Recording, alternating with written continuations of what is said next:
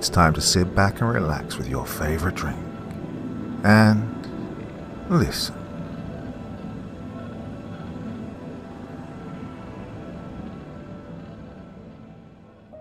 The failed NASA mission left more behind on the moon than 2 dead astronauts. It unearthed a black stone that should never have been brought to Earth.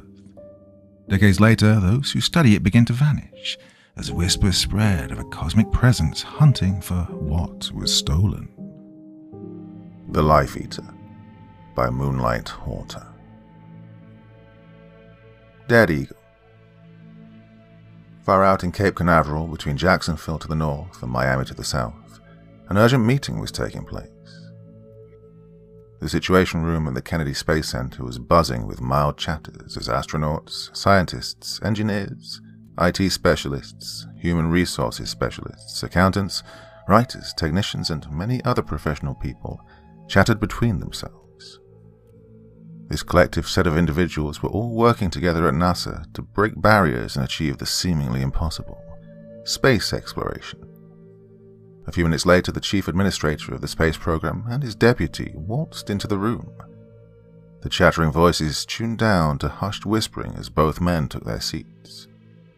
They gazed out at the crowd of nearly 200 before them. It was these people that kept the space station operational. "Good morning, ladies and gentlemen." John Bernard, the chief administrator of operations, cleared his throat and adjusted the frame of his horn-rimmed glasses. He was a slender-looking man in his late 50s, with a bald head and a scruff of a moustache atop his lip. A few of the employees murmured back a greeting. Others stayed silent as they waited for the confirmation from the chief administrator of the space station. The possibility of an impending mission kept most of the employees on edge.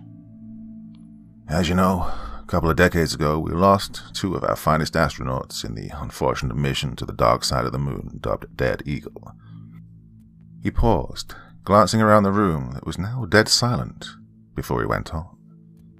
"It should also be known that the bodies of these astronauts were never recovered from the wreckage of the crash. Because of that, these heroes of science were never given a proper burial."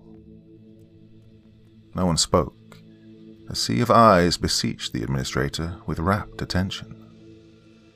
"I just had a meeting with the president.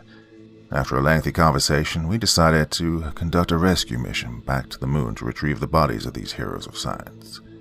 It's time we give them a fitting burial here on Earth." The room erupted in a cacophony of chattering and murmuring employees as they all began to discuss how such a mission was possible. Contrary to popular belief, it was of general knowledge to everyone at the space station that the Apollo missions from 8 onwards were staged with practical effects. They'd been quite successful over the years. Most citizens believed wholeheartedly that man had been to the moon. The real attempt to send man to the moon, now called Dead Eagle, was a devastating failure for NASA. The mission failed cataclysmically without any survivors. Communications with the spacecraft had been totally lost the moment they approached the moon's orbit, where the crashed remains of their pod floated for eternity. John Bernard sighed before holding up his arm. Decorum returned to the room for a brief moment. "Now I know what most of you are probably thinking. This is going to be another suicide mission. But I assure you that isn't going to be the case. As you're all also aware, we are much more technically advanced now."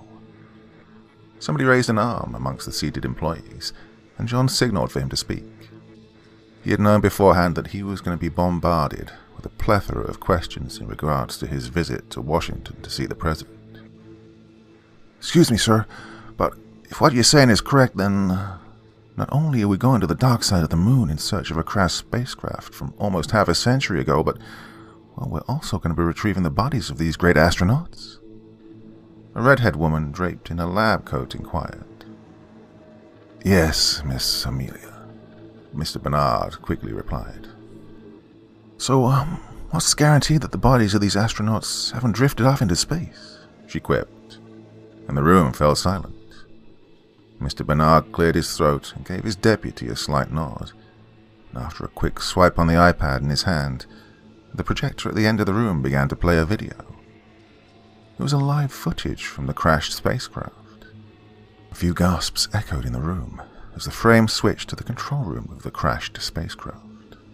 There, 2 bodies in spacesuits floated aimlessly around the confines of the dead machine. One of the astronauts was still strapped to his seat, his helmet repeatedly banged against the roof of the spacecraft due to the lack of gravity. "This is live feed being transmitted from the ISS. A robotic camera was deployed to inspect the wreckage and found this." Mr. Bernard gestured towards the screen. A dull, eerie thudding sound emanated repeatedly as the astronaut's helmet tapped against the metal roof of the craft's cabin. The astronaut's partner floated back and forth within the confines of the chamber. Mr. Bernard gave his deputy another nod, and the video was cut off, returning everyone's attention back to him. "Even though we all know that what we just saw is a grim contrast to our hoisted flag on the moon, we're embarking on this mission to pay our final respects to these men and their families. We want to show the world that we're not ashamed of honoring our heroes and the legacy they left us." The silence in the room suggested everyone now grasped the importance of the mission at hand. After asking for further questions, which weren't forthcoming, Mr. Bernard brought the meeting to a close. "We leave for the dark side of the moon in the next 30 days, he announced, standing up and exiting the room. "Kitty Hawk, approaching Dead Eagle wreckage," an astronaut said as he hopped towards the remains of the Dead Eagle spacecraft. A new set of astronauts had arrived on the moon to retrieve the remaining bodies and were now bouncing against the rigid surface of the moon. It looked like they were on a bouncy castle, hurling themselves towards the wrecked spacecraft. The newly arrived astronauts both had body cameras attached to their respective suits, transmitting the live feed of the mission to the members of their team on Earth, while their shuttle was docked at the ISS. "Okay, boys, nice and easy." Mr. Bernard's voice echoed over the radio in their helmets. One of the astronauts was firmly clutching a crowbar. He approached the mangled, jammed door of the spacecraft, and after a few seconds he was able to pry it open. He and his partner carefully entered the cabin of the ship. Commander Bernard and the team of engineers monitoring each second of the mission back at the command base were now transfixed by the screens before them. They watched as the astronauts began struggling to cut their unfortunate colleagues loose. When they were done with that, they bound both bodies tightly with another cable cord, while one of the astronauts glanced around the pitch-dark cabin with a mini flashlight. "Okay, we got him. Let's go," the other astronaut said as he held onto the bodies, trying to prevent them from floating out of the open door. "What the hell is that?" The astronaut aimed his torch and stared at what looked like a static, black rock floating right inside the cabin. "Huh? Is that a tiny black hole?" The second astronaut squinted behind his helmet as he stared at the object that was just a few feet away from him. It was so conspicuous and easy to miss, if not for the flashlight his colleague brought along. "Kitty Hawk, do we have a problem?" Commander Bernard asked. He could barely see anything out of place. Well, of course he was thousands of miles away, in the command center on Earth, but still. What were they looking at? "Whoa, what is that?" The second astronaut sounded gobsmacked. He moved closer towards the dark rock, waving his flashlight over the object. "Kitty Hawk, I repeat, what is the situation?" Bernard asked through the radio comms, anxious. "Looks like some kind of rock," one of the astronauts echoed in awe. He poked at the piece of rock. It didn't float around like other objects in space. Instead, it simply hung conspicuously in the cabin, acting almost like a small black hole. "Crazy thing is, how did it get in here?" one astronaut asked. "The hull of the ship isn't perforated, and we literally had to break our way in." What was puzzling and even more strange to both the astronauts and the team back on Earth was that even if space debris were to somehow get into the metal cabin, why was it just a particularly dark piece of rock? The astronauts tried in vain to move it. So how did it float in the cabin? If they couldn't move it now, how had it moved itself? There definitely had to be other pieces of rocks floating around in the cabin too, if the one they were staring at had somehow gotten inside from an opening.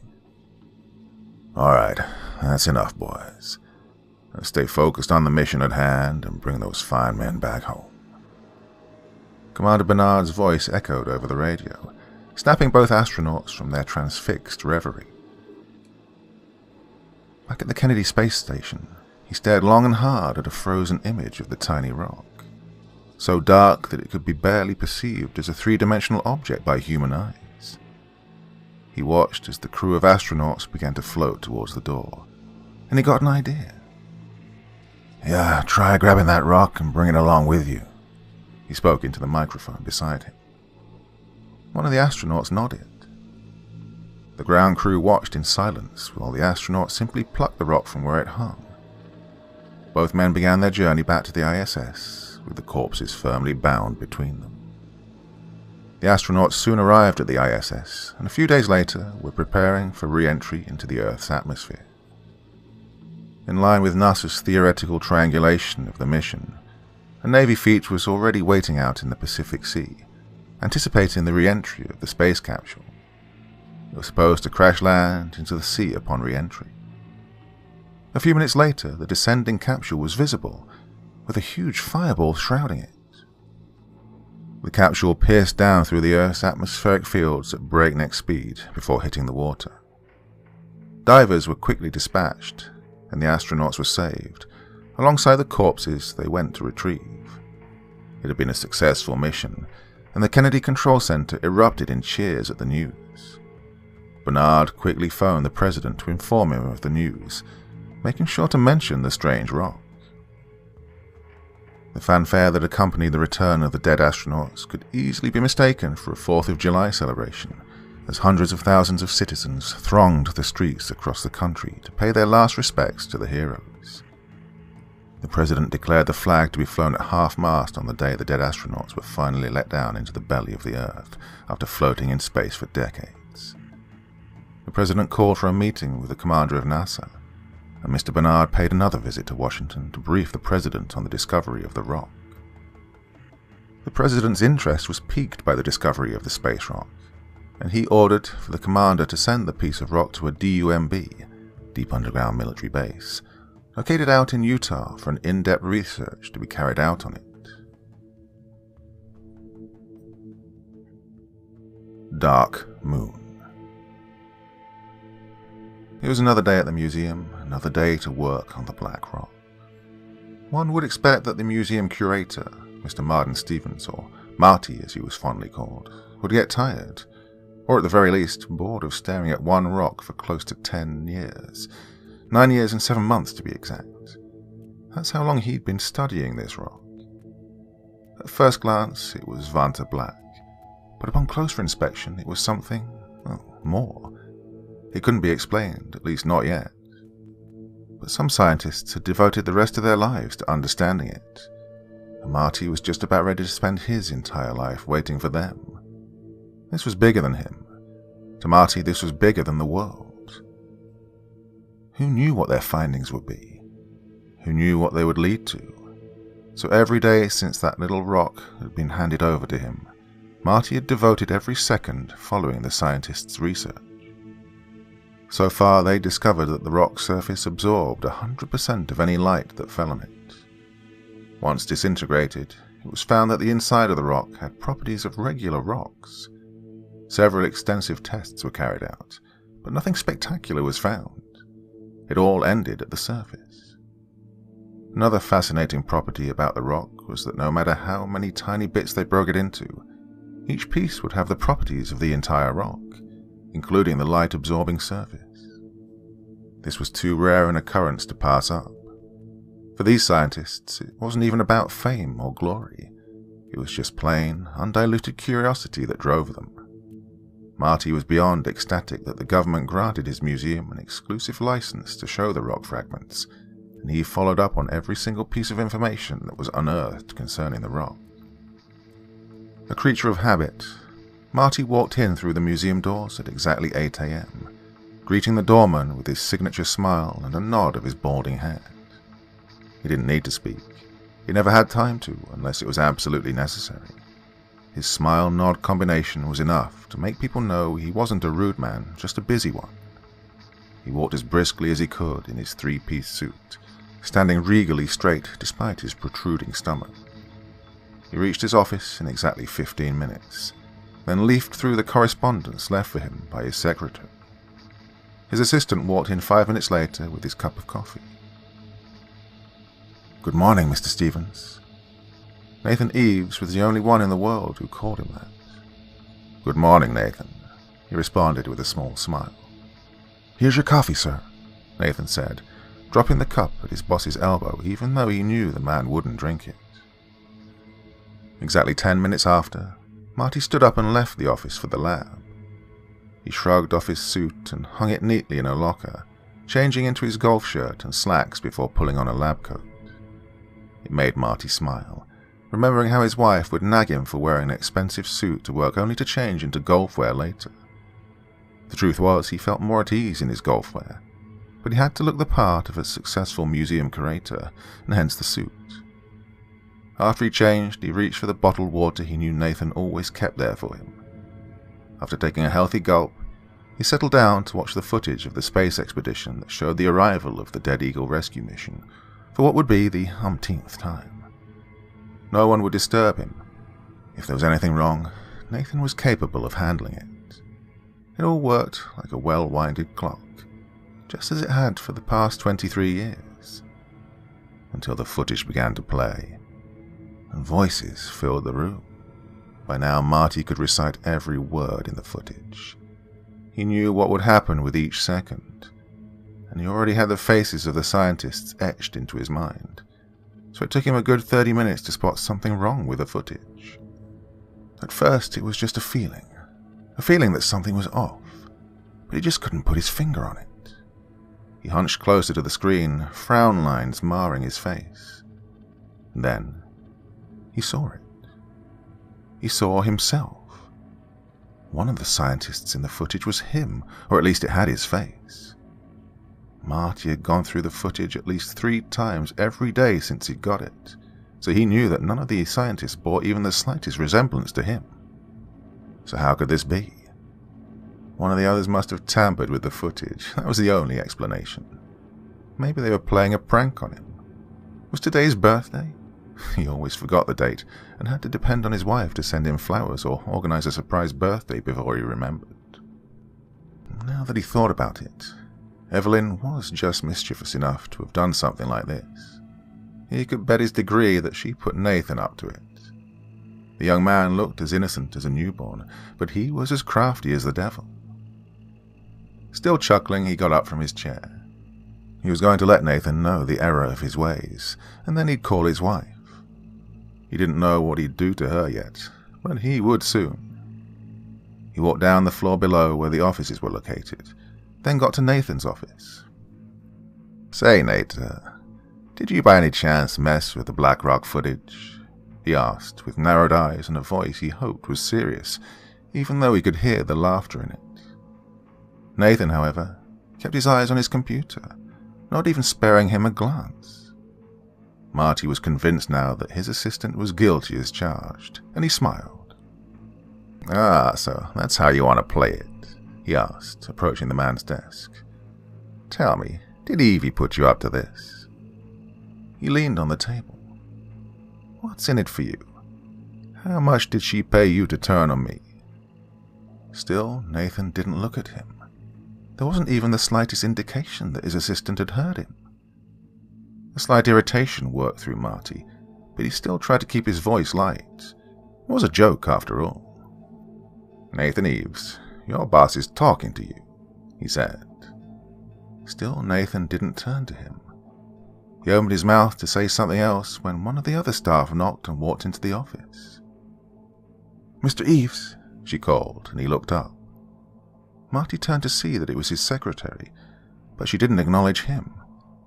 "Your 9:30 is here," she continued. Nathan frowned and looked at his wristwatch, then at the wall clock. "But it's barely 9:30. What's the hurry?" The secretary merely smiled at him in response. "Yeah, tell him I'll be down shortly. Oh, and have refreshments sent to him." "Okay, sir." She turned before Nathan stopped her. "Lisa?" he called. "Yes, sir?" She responded with raised brows. "You know you can call me Nathan like everyone else, right?" he asked with a soft smile, a smile that made Marty give him a suspicious look. "Or better yet, Nate. That's what my friends call me." "Oh, and Mr. Stevens," Lisa said with a smile of her own. "Well, yeah," he finished with a boyish shrug. There was a silence in the office for a while. Then Lisa said, "I hear you, Mr. Eves." Then she offered him an innocent smile and left the room, leaving Nathan grinning. "Is there something I should be worried about?" Marty asked, but Nathan just sat back in his chair, staring dreamily at the spot where Lisa had been standing a few minutes ago. "Hey, boy, I'm talking to you," Marty said, moving in Nathan's line of sight. But the man seemed to look straight through him. Marty decided he'd had enough. "Okay, I think this has gone on long enough, Nathan. Look at me, I'm talking to you." Nathan took a deep breath, and Marty thought he'd finally come to his senses. Instead, the man shut down his computer and stood up, put on his suit jacket, and started walking around his table while he fixed the buttons. Marty moved right into his path. "Where do you think you're going, Nathan? What sort of—" The words died in his throat when Nathan simply walked through him. Nathan walked through him. Like he was thin air, like he didn't even exist. Marty's heart raced and his mind went blank. He had to sit down for a bit, or he would keel over from the shock. What had just happened? Nathan had just... How was that possible? The wheels in his brain began turning, slowly though, but it was a start. Lisa had also been in the office, and she hadn't acted as though she'd seen him. What if she really didn't? And Nathan, the boy, had worked as Marty's personal assistant for over 7 years, and despite a few disagreements here and there, he had never disrespected him even once. His virtues were not the kind a person could hide for a long time. So did it mean that he really couldn't see Marty? He could see him just about an hour ago. He'd brought him his coffee, for crying out loud. So what had happened? His heart skipped several beats, and he had to work twice as hard to stay calm. He needed to think, so he needed to keep a clear head. Nathan had brought Marty's coffee for him in his office, even spoke to him, so there was no doubt that he could see him then. Then Marty had gone to the lab, exchanged his suit for something more comfortable, before he started watching the video and noticed himself in it. Marty sat up straight as a thought occurred to him. If he assumed this was all real, that it wasn't a joke, or some well-thought-out and well-delivered prank, his being in a footage from 10 years ago would mean that he was there when the footage was recorded. It would mean that he was part of the mission to retrieve the casualties from the dead eagle. It meant that he was there when the black stone was found.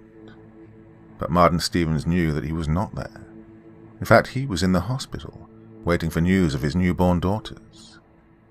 It was a thing amongst them now, relating the birth of the girls to the discovery of a special rock. It was an omen of how special they were. So why was he in the footage, and, most importantly, why was he invisible? He decided to take a walk through the museum. Maybe someone would see him, maybe one of the visitors.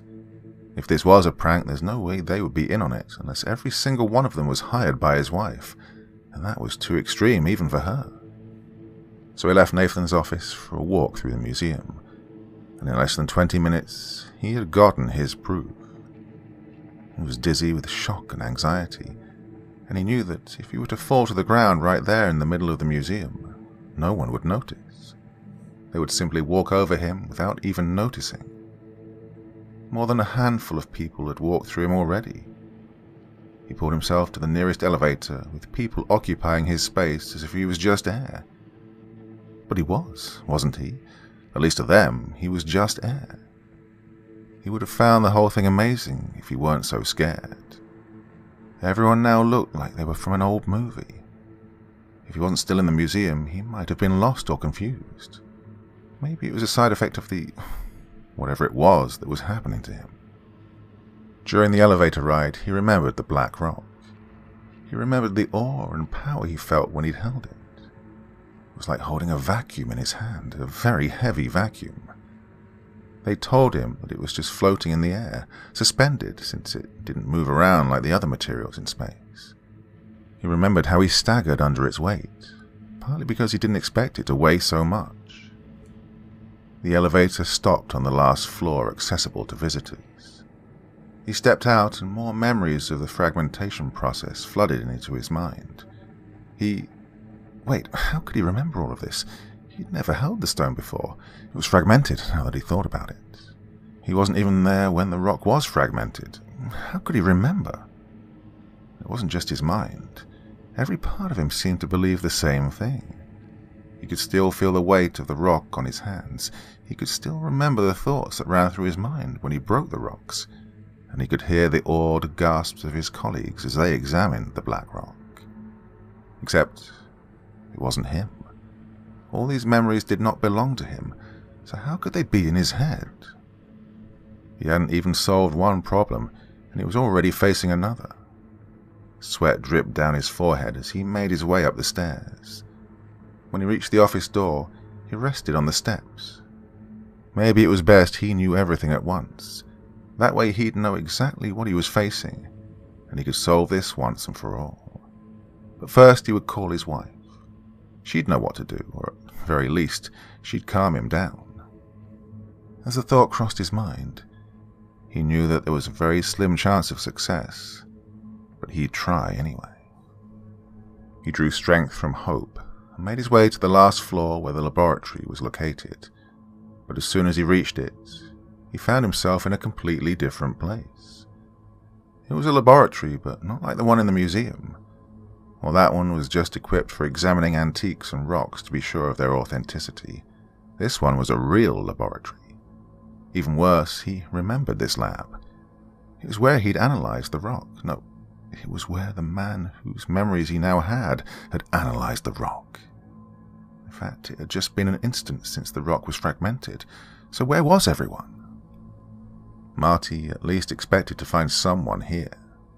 Maybe they could help him explain what was going on, or maybe not, but he knew there were supposed to be people here. Did the other man also share his memories too, or was this one-sided? He looked around to see that all the other labs were illuminated, but he didn't know where the light was coming from. It was dark outside, so it couldn't be from the sun, and it was of no artificial origin that he could see. "What is this?" he muttered to himself, not caring that his voice was shaking. "What's going on here?" He half expected someone to appear and give him an answer. He'd be happy with that, no matter how ridiculous the answer was. At least he'd have an answer and the company of another human. But when that didn't happen, he lost it. He started running through the building for the exit. He didn't know how, but he knew where the exit was, and he was going to get out of the building. As he ran, the corridor seemed to stretch ahead of him, but he wouldn't stop running. Marty gave it all he had until the corridor disappeared altogether, and he was on a deserted plain. It was dark, and Marty felt as though he was in a vacuum. There was a loud silence. Even his tinnitus was gone. The silence seemed to press into his brain, and he wanted to scream, not out of pain, but out of fear. But he couldn't scream, and he couldn't open his mouth to make the sound. Inwards, he was screeching and yelling, but outwardly, he looked calm, expressionless. The moon itself was like the dark rock pinned to the velvet dark sky, slowly increasing in size. He saw an astronaut looking at the Dead Eagle spacecraft that was stuck in the sand, the hatch open. Finally, someone who could help. Marty ran to the astronaut as fast as his legs would carry him, but when he touched the astronaut's shoulder, the astronaut collapsed on the floor. It was just an empty suit. At this point, he was past despair, and he was running on adrenaline and instinct.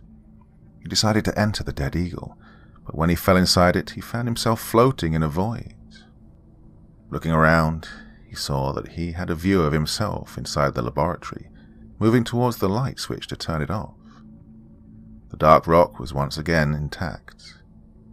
It was at that moment that he had a glimpse of understanding.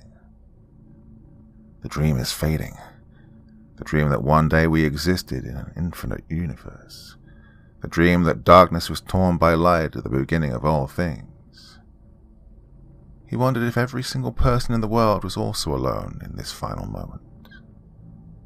The light switch went off, and then he was no more. Devoid. The end is nigh! The end is nigh!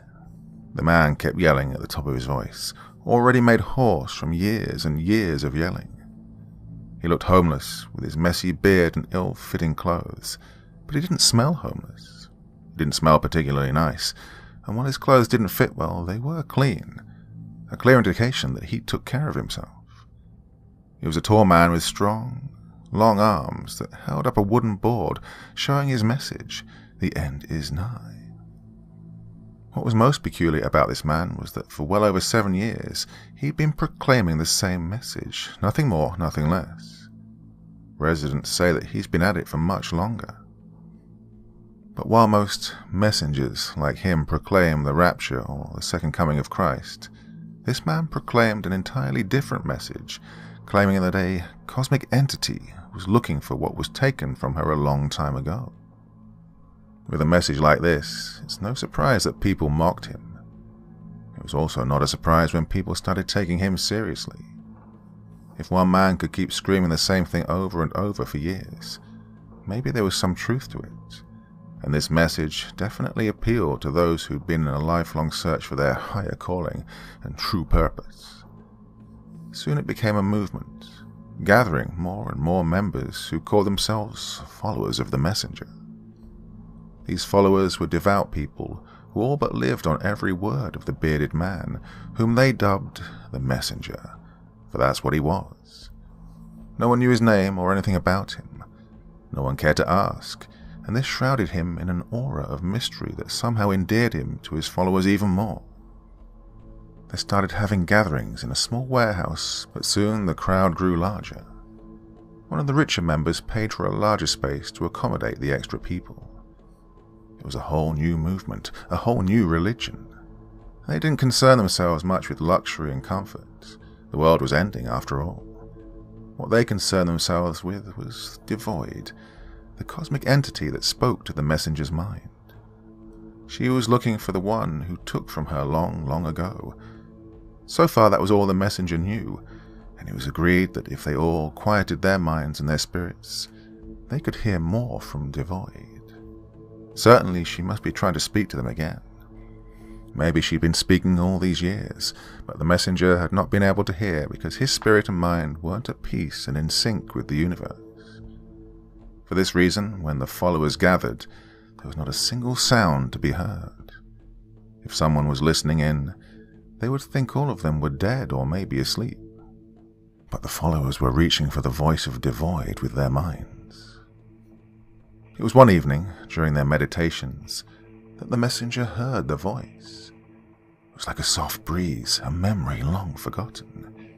He instinctively reached for it, willing himself at the same time to block it out just to be sure it really was Devoid. The voice, soft as it was, pushed through his resistance. "It existed before and it will exist after all things," the voice whispered, coiling around his mind like a python teasing its prey. The messenger muttered the words in a half-unconscious state, completely unaware of himself. The followers hung onto every word. The absolute silence in the hall made it possible to hear the faintest murmur echoing off the walls. So when the messenger started speaking, despite how low his voice was, they heard him and gathered round to listen. One woman took it upon herself to write the words down, while the rest listened in awe. "He was once everywhere, and now is nowhere," the voice said again. There was a sadness in the voice, a deep, overwhelming sadness, underlined with anger that promised mad vengeance. The messenger, even in his state of unconsciousness, felt a chilling fear in his bones.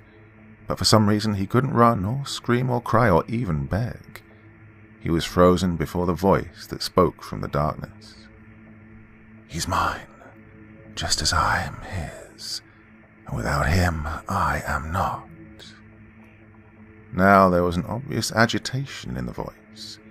It shook with each word. Devoid was scared, but of what? He wanted to ask. Surely if she could speak to him, he could speak right back. There must have been something that made her choose him in the first place. He tried to ask how he might help, but his mouth was full of cotton, his tongue glued to the roof of his mouth. Even his lips had been sewn shut, so speaking was now impossible. He felt Devoid slither to and fro in his head, and he knew she was pacing. Strange, since he couldn't see her, couldn't see anything but the deep darkness, not even the slightest shadow. But he knew. He could feel her emotions like they were his, see every action in his mind's eye, every cock of the head, every side glance, every narrowed eye. But he could never make out her face. Strange, strange indeed. She was angry, all right, angry enough to destroy the world, but she was worried. Beneath the thick and numerous layers of anger, there were even more layers of worry and anxiety. She needed to find him, whatever it was she was looking for. The messenger knew that it was this worry that kept her wrath at bay. Whatever or whoever she was looking for, she needed to know they were safe and that they were here before she did anything rash. And just like witch smoke, Devoid vanished, as if she wasn't even there to start with. Then again, she was never really there, was she? It was an old memory, one he couldn't even remember anymore now. It was all in his mind.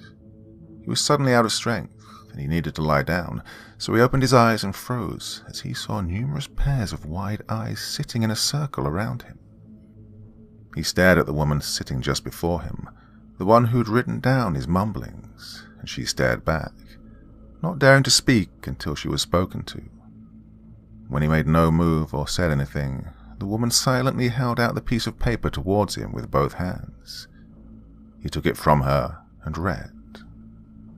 The words trickled into his head like dewdrops, and with each one he heard her voice again. He couldn't really tell where his voice ended and where hers began. Two streams were flowing into and through one another. So it was real after all. Devoid had spoken to him again after all these years. He froze instantly as a thought occurred to him. If the memory was not just a memory, then all the feelings, all those emotions, she really was going to destroy them all. He'd known this for a long time, of course, but now it felt so real. He'd felt her power, felt her rage, and he knew that whenever she found what she was looking for, none of them would have the slightest chance of surviving. The followers had noticed his reaction, and one of them finally dared to speak. "Tell us what's to come, messenger." It was barely a whisper, but it carried. The messenger sighed, then said clearly, "The end is nigh." The announcement was like a heavy rock thrown into a river. They'd all known that destruction was inevitable, but it wasn't until this point that they realized that they'd hoped it wasn't so.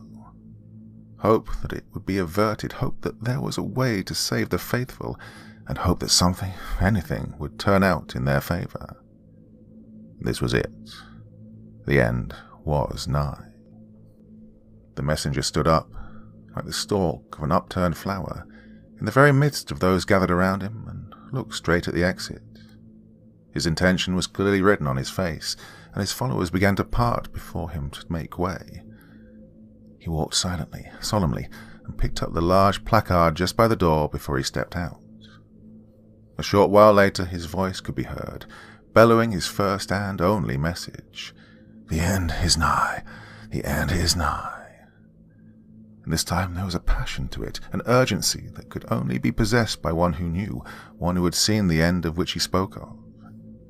His followers gathered at the door and windows to stare at their leader, each torn between sadness and fear, and the bravery to take up a placard and stand beside him.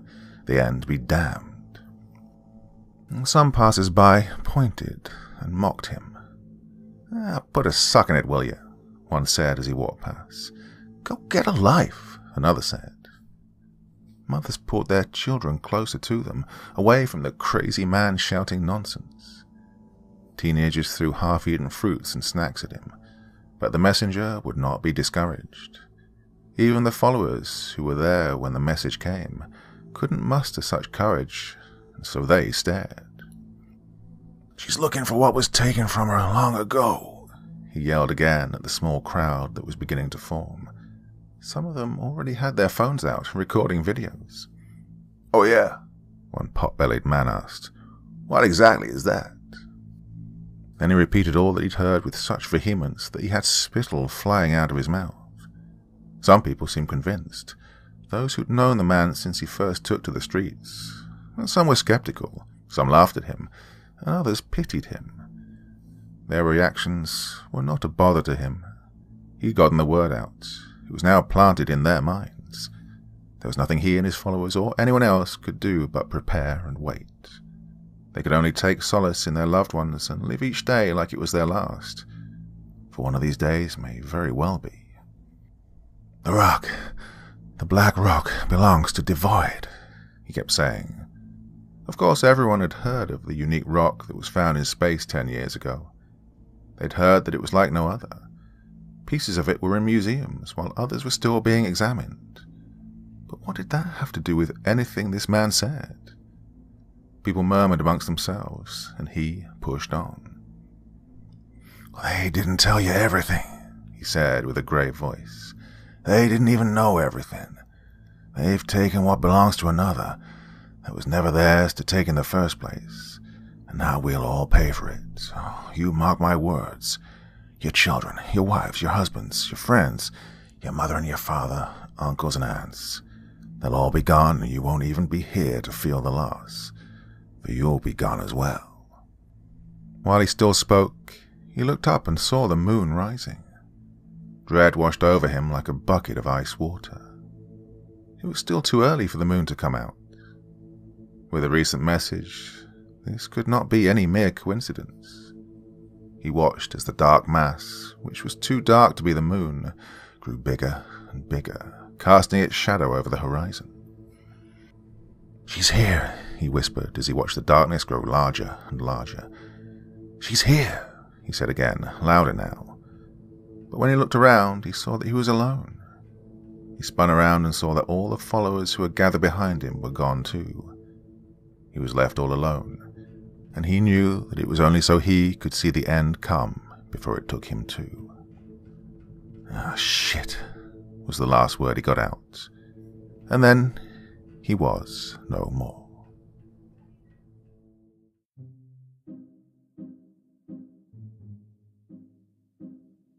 Well, no, dear friends, I am sad to say that summer is definitely over now. Fair enough, it's the last week of September, and today we finally put the heating on. A little bit cold this morning. Oh, but it is a bit sad, you know, the passing of the seasons. I do love autumn and the colours of the leaves and everything like that, but I'm a bit of a summer man. I really am. So, yeah. Well, what are you going to do? Life moves on. Anyway, that was another interesting one today. Thoughts, feelings, anything you want to say in the comment section below the video, and as ever, I will do my best to join in the conversation. These kind of stories do freak me out, anything sort of sci-fi space based, because who knows what's in our future. Anyway, this was a really good one. I really enjoyed that one. I hope you did too. I've got lots more coming up. Very busy time at the moment, back in the swing of the academic year. So this first month, September, is always really busy. Tried to keep things going here on the channel nonetheless. So, back again very soon. Till the next time, my dear friends, remember it's just a story, and sleep well, yeah?